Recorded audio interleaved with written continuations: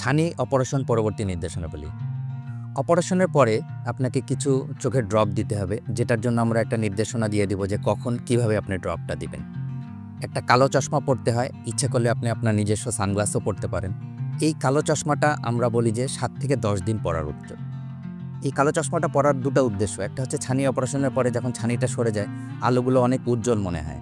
দ্বিতীয়ত দেখা যায় অনেক সময় আমরা ভুলে যাই যে আমাদের অপারেশন হয়েছে, আমরা ওয়াশরুমে গেলাম, চোখের ভিতরে পানি চলে যাওয়ার বা পানি দেওয়ার একটা সুযোগ থাকে, সেই জন্য আমরা 7 থেকে 10 দিন কালো চশমা পরতে পারি। গোসল করার ক্ষেত্রে আমরা বলি যে আপনারা গলার নিচ থেকে গোসল করবেন। আপনাকে যে 10 দিন সম্পূর্ণ গোসল না করে থাকতে হবে এমন না।